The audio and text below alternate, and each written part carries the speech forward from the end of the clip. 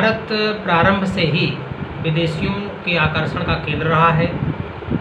15वीं शताब्दी की अगर हम बात करें तो पुर्तगाली 1498 ईस्वी में पुर्तगाली जिसका नाम था वास्को डी गामा यूरोप से भारत आने वाला प्रथम समुद्री नाविक था जिसने समुद्री जलमार्ग की खोज की, और वह पहला यूरोपीय व्यक्ति था जो जल मार्ग के द्वारा भारत के पश्चिमी बंदरगाह कालीकट पहुंचने में सफलता प्राप्त की थी।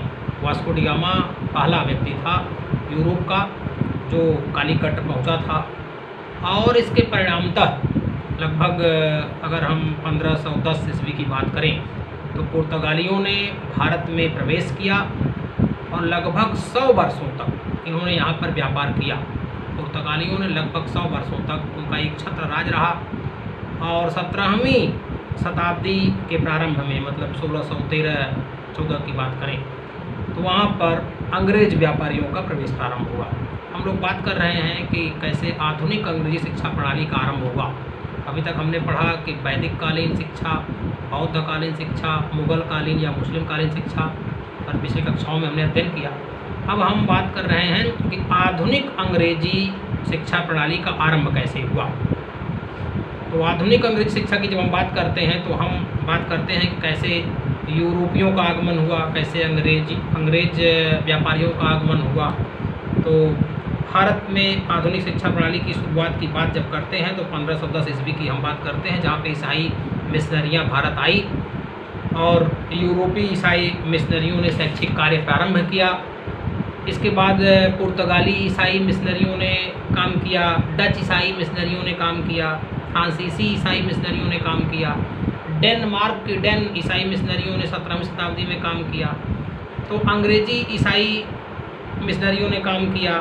अंग्रेज ईसाई मिशनरियों ने कलकत्ता, मुंबई, मद्रास में अनेक धर्मार्थ चैरिटी स्कूल खोले। प्रारंभ में इनके कार्य की गति धीमी रही। ईस्ट इंडिया कंपनी को आज्ञा पत्र जारी किया गया, और श्री रामपुर त्रिमूर्ति के नाम से एक प्रसिद्ध है। यहाँ पर कैरे, वार्ड और मार्समैन का नाम उल्लेखनीय है। ये श्री रामपुर त्रिमूर्ति नामक प्रसिद्ध इसी नाम से प्रसिद्ध है। इन्होंने 1808 में एक पुस्तिका हिंदू मुसलमानों के नाम निवेदन, जिसका नाम इंग्लिश में है address to Hindu and Muslims, प्रकाशित की। कैरे, वार्ड और मार्समैन ने एक पत्रिका प्रकाशित की मुसलमान और हिंदुओं के नाम से। उसमें उन्होंने बताया कि हिंदू धर्म को अज्ञान कहा, अंधविश्वास कहा, और मुसलमान धर्म को मोहम्मद साहब को झूठा पैगंबर बताया, इन तीनों लोगों ने उसमें। अब इतना कहते ही हिंदू और मुसलमान के जो अनुयायी थे, जिन्हें विश्वास था मोहम्मद साहब में, हिंदू धर्म में, वो लोग दोनों हिंदू और मुसलमान भड़क उठे, और इन्हें शांत कराने के लिए तत्कालीन गवर्नर जनरल लॉर्ड मिंटो ने इन तीनों को बंदी बना लिया, जिन लोगों ने ये पत्रिका प्रकाशित की थी, कैरे, वार्ड और मार्समैन को, कि जिससे और उस प्रेस को जब्त कर लिया जिस प्रेस में इन लोगों ने श्री रामपुर त्रिमूर्ति के नाम से ये प्रसिद्ध है। और मिशनरियों द्वारा जो धर्म प्रचार था उनको रोक लगा दी, क्योंकि ईसाई मिशनरियाँ अपने धर्म का प्रचार कर रही थी, ईसाई धर्म का प्रचार प्रसार कर रही थी, और हिंदू धर्म को, मुस्लिम धर्म को ये लोग बौना बता रही थी, तुच्छ बता रही थी, अंधविश्वास बता रही थी, अज्ञान बता रही थी, इनके पैगंबर को झूठा कर रही थी। तो इस तरीके से 1813 आज्ञा पत्र में ईसाई मिशनरियों को भारत में बेरोक टोक आदेश दिया गया कि वो परोक्ष रूप में धर्म का प्रचार उनको अधिकार था।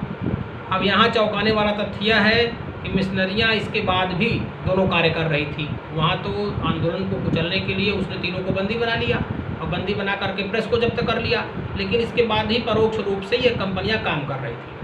तो ईस्ट इंडिया कंपनी ने जो प्रारंभिक शैक्षिक कार्य किए उस पर आप लिख सकते हैं कि ईस्ट इंडिया कंपनी के प्रारंभिक शैक्षिक कार्य। ईस्ट इंडिया कंपनी ने जो शुरुआती दौर में काम किया, तो एक इंग्लैंड की एक पुस्तिका छपी जो ग्रेट ब्रिटेन के सामाजिक स्थिति पर विचार था, उसका नाम था, और उसमें ग्रांट ने भारत में ईस्ट इंडिया कंपनी के कर्मचारी के रूप में कार्य कर चुका था। ग्रांट ने अपने अनुभव के आधार पर इस पुस्तक में दो बातों पर बल दिया। उसने कहा, पहली बात यह कही कि हिंदू और मुसलमान दोनों अज्ञानी हैं, ग्रांट ने अपनी बात में कही। और दूसरी बात यह कह दी कि इनके जो धर्म हैं वो अंधविश्वास पर आधारित हैं। और यही नहीं, उसने यहाँ तक लिख डाला कि मोहम्मद साहब झूठे पैगंबर हैं। उसने अपनी पुस्तक में भारतीयों को अज्ञान, अंधविश्वास दूर करने के 5 सुझाव दिए। उसने कहा कि भारतीय लोग जो हैं वो अज्ञानी हैं, अंधविश्वासी हैं, झूठे हैं, ये इससे बचना चाहते हैं, तो उनको 5 मेरी तरफ से सुझाव है। ग्रांट ने 5 सुझाव दिए। वो 5 सुझाव कौन कौन से हैं? पहला सुझाव उसने कहा कि भारत में शिक्षा की उचित व्यवस्था की जाए। भारत में शिक्षा की उचित व्यवस्था की जाए, पहली बात उसने कहा। दूसरी बात कहा कि अंग्रेजी को, जो वो चाहते थे कि अंग्रेजी को शिक्षा का माध्यम बनाया जाए, इंग्लिश मीडियम। तीसरा उसने कहा कि भारतीयों को अंग्रेजी भाषा और साहित्य पढ़ना चाहिए। उर्दू, फारसी, अरबी, संस्कृत, हिंदी का विरोध किया और कहा भारतीयों को अंग्रेजी भाषा का साहित्य पढ़ना चाहिए। चौथी बात कही, भारत में पाश्चात्य ज्ञान का, पश्चिमी ज्ञान का प्रचार प्रसार किया जाए। और पांचवी बात कही कि भारत में ईसाई धर्म का व्यापक रूप से प्रचार किया जाए। हिंदू, मुस्लिम, ये सब जो बौद्ध धर्म थे, इनको छोड़ करके भारत में ये। तो ये 5 बातें उसने कही। और ब्रिटेन की पार्लियामेंट के एक सदस्य रॉबर्ट विल्बरफोर्स ने ग्रांट के विचारों से बहुत वो प्रभावित हुआ और उसने एक 1793 में ईस्ट इंडिया कंपनी का आज्ञा पत्र पुनरावर्तन के लिए वहाँ पार्लियामेंट में पेश हुआ। तो फोर्स ने एक प्रस्ताव रख दिया और उसमें एक ऐसी धारा जोड़ दी जिससे मिशनरियों और स्कूली शिक्षा को भारत में भेजा जा सके। और उसी समय पार्लियामेंट के सदस्य रेंडल जैक्सन ने कहा कि हमने अपनी शिक्षा का प्रचार करने के लिए अमेरिका में अपने उपनिवेश खो दिए हैं, इसलिए हमें भारत में वही कार्य करने की आवश्यकता नहीं है जो हमने वहाँ अमेरिका में किया। अमेरिका में हम करके अपना उपनिवेश खो दिए हैं। तो रॉबर्ट रेंडल जैक्सन ने इस प्रस्ताव का विरोध किया था जो विल्बरफोर्स चाहता था, ग्रांट चाहता था। लेकिन रेंडल जैक्सन एक ऐसा व्यक्ति था, उसने कहा कि हम यही करके अमेरिका में निवेश खो चुके हैं, इसलिए भारत में ऐसा न किया जाए। लेकिन बड़ी लंबी बहस हुई और इस बहस का कोई फ़ायदा नहीं हुआ। इसके बाद कंपनी को अपने व्यापारिक और शासन दोनों क्षेत्र में कनिष्ठ पदों पर कार्य करने के लिए अंग्रेजी पढ़े लिखे भारतीयों की आवश्यकता हुई और उसने अपनी शिक्षा नीति में थोड़ा परिवर्तन किया। परिवर्तन क्या किया कि उसने उच्च शिक्षा की संस्थाएं खोलना शुरू कर दिया भारत में। और उसी क्रम में ये बड़ा इंपॉर्टेंट प्रश्न पूछा जा सकता है आपके डीएलएड सेकंड सेमेस्टर के एग्ज़ाम में या किसी भी कंपटीशन एग्ज़ाम में। उसने 1781 ईस्वी में, इसको नोट कर लीजिएगा आप लोग, 1781 ईस्वी में कलकत्ता मदरसा, ये पूछता है कलकत्ता मदरसा की स्थापना किस सन में हुई। 1781 ईस्वी में कलकत्ता मदरसा, 1791 ईस्वी में बनारस संस्कृत कॉलेज, बनारस संस्कृत कॉलेज की स्थापना 1791 में हुई। और 1800 ईस्वी में फोर्ट विलियम कॉलेज की स्थापना की। इन कॉलेजों के बारे में आप अगर जानना चाहते हैं तो आप लिख सकते हैं कलकत्ता मदरसा, हेडिंग डाल करके लिख लीजिए कि 1772 में वारेन हेस्टिंग्स भारत का गवर्नर जनरल नियुक्त हुआ था 1772 में। और वारेन हेस्टिंग्स ने ही कलकत्ता में संभ्रांत मुसलमानों के निवेदन पर, जो कुछ धनाढ़ मुसलमान थे, संभ्रांत थे, उन्हीं के निवेदन पर उसने 1781 में कलकत्ता मदरसा की स्थापना की। तो कलकत्ता मदरसा की स्थापना किसने की? वारेन हेस्टिंग्स ने की। कब की? 1781 ईस्वी में की। कलकत्ता के मुसलमानों की सद्भावना प्राप्त करना और कंपनी के शासन के लिए भारतीयों को, मुसलमानों को तैयार करना उद्देश्य था उसका। और उसने वहाँ पर जो 7 वर्षीय उच्च शिक्षा की व्यवस्था की थी। दूसरा जो कॉलेज था वो था बनारस संस्कृत स्कूल, बनारस संस्कृत कॉलेज। इस कॉलेज की स्थापना बनारस राज्य के तत्कालीन रेजिडेंट, उस समय बनारस में जो रेजिडेंट थे तत्कालीन, जोनाथन डंकन ने 1791 में की। तो आप जान गए कलकत्ता मदरसा की स्थापना वारेन हेस्टिंग्स ने की थी 1781 ईस्वी में। और बनारस संस्कृत स्कूल की स्थापना जोनाथन डंकन ने किया था 1791 ईस्वी में। इसके पीछे 2 थे कि जो भारत के मूल निवासी जो हिंदू थे उनकी सद्भावना प्राप्त करना, कंपनी के लिए कार्य करें वो लोग, खुश करने के लिए बनारस संस्कृत कॉलेज की स्थापना जोनाथन डंकन ने की थी। वारेन हेस्टिंग्स ने स्थापना की कलकत्ता मदरसा की। जोनाथन डंकन ने स्थापना की बनारस संस्कृत स्कूल की। फोर्ट विलियम कॉलेज की स्थापना तत्कालीन गवर्नर जनरल लॉर्ड वेलेजली ने 1800 में कलकत्ता में की थी। फोर्ट विलियम कॉलेज कहाँ स्थापित हुआ? कलकत्ता में। बनारस संस्कृत कॉलेज कहाँ स्थापित हुआ? बनारस में। और कलकत्ता मदरसा कलकत्ता में। तो कलकत्ता मदरसा की स्थापना वारेन हेस्टिंग्स ने की। बनारस स्कूल की स्थापना जोनाथन डंकन ने की। फोर्ट विलियम कॉलेज की स्थापना की कलकत्ता में वेलेजली ने 1800 में। ये कुछ प्रश्न पूछे जाते हैं। और 1808 में ही श्री रामपुर त्रिमूर्ति कांड हो गया। वहाँ धर्म के प्रचार पर रोक लगा दी गई। कंपनी को जो छूट थी वो सब रोक लगा दी गई। तो ये कुछ आधुनिक शिक्षा के प्रारंभिक प्रयास थे जो हुए। इसके बाद 1813 का आज्ञा पत्र आया। उस समय जो कंपनी थी तो कंपनी का आज्ञा पत्र 20 वर्ष बाद पुनरावर्तन होता था। तो 1813 में चार्टर एक्ट 1813, ये बड़ा इम्पोर्टेंट एक्ट था।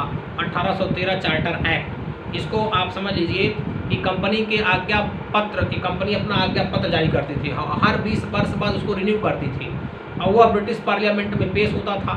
तो 1793 में जब कंपनी का आज्ञा पत्र रिव्यू के लिए आया, पुनरावर्तन के लिए पेश हुआ, तो उस समय रॉबर्ट विल्बरफोर्स ने चार्ल्स ग्रांट और ईसाई मिशनरियों के बीच के विचारों का समर्थन करते हुए यह प्रस्ताव रखा था। और उसमें आज्ञा पत्र में एक बात जोड़ दी कि भारत जाने वाले ईसाई धर्म एवं शिक्षा के प्रसार की खुली छूट उनको होगी। इसको जोड़ा उसने। पार्लियामेंट के दूसरे सदस्य रेडल जैक्सन ने इस प्रस्ताव का विरोध किया और एक लंबी बहस के बाद दोनों ने रॉबर्ट विल्बरफोर्स के प्रस्ताव को नामंजूर कर दिया। इंग्लैंड की जो ईसाई मिशनरी के चार्ल्स ग्रांट के नेतृत्व में, चार्ल्स ग्रांट बराबर मांग कर रहा था कि मिशनरियों को भारत जाने दिया जाए, तो वहाँ ईसाई धर्म के प्रचार प्रसार की खुली छूट हो जाएगी। तो 1793 के 20 वर्ष बाद, 1793 से वो मांग कर रहा था, लेकिन 20 वर्ष के बाद वो 1813 में कंपनी का जब पुनरावर्तन आज्ञा पत्र ब्रिटिश पार्लियामेंट में पेश हुआ, तो अधिकतर सदस्य उस समय मिशनरियों द्वारा चलाए जा रहे उसके सदस्य थे।